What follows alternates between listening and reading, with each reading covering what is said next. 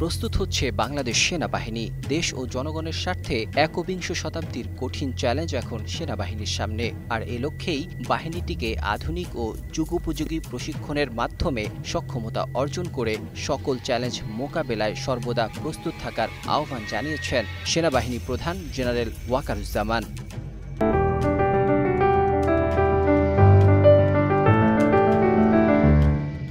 বৃহস্পতিবার চট্টগ্রাম হালিশহর সেনানিবাসে অবস্থিত artillery centre and school regiment of আর্টিলারির ৪৪তম এবং আর্মি এয়ার ডিফেন্স কোরের প্রথম বার্ষিক অধিনায়ক সম্মেলনে প্রধান অতিথির বক্তব্যে তিনি এসব কথা বলেন।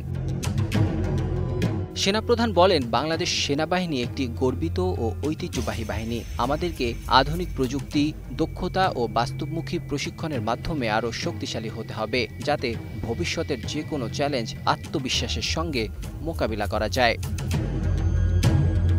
আন্তঃবাহিনী জনসংযোগ পরিদপ্তর জানায়, সেনাপ্রধান উভয় কোরের কর্মকর্তাদের উদ্দেশ্যে দিক নির্দেশনামূলক বক্তব্য দেন। তিনি রেজিমেন্ট অব আর্টিলারি এবং আর্মি এয়ার ডিফেন্স কোরের গৌরবোজ্জ্বল ঐতিহ্য ও জাতির সেবায় তাদের অবদানের কথা স্মরণ করেন। একই সঙ্গে আধুনিক যুদ্ধ কৌশল, প্রযুক্তিগত দক্ষতা ও পেশাদারিত্ব বৃদ্ধির উপর জোর দেন।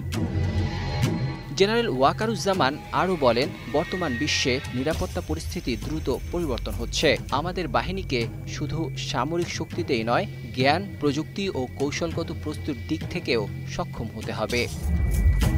বক্তব্য শেষে সেনাপ্রধান আর্টিলারি ও এয়ার ডিফেন্স কোরের কর্মকর্তাদের সঙ্গে মতবিনিময় করেন। তিনি কোর দুটির প্রযুক্তিগত উন্নয়ন, গবেষণা, প্রশিক্ষণ এবং ভবিষ্যৎ পরিকল্পনা নিয়ে নির্দেশনা প্রদান করেন।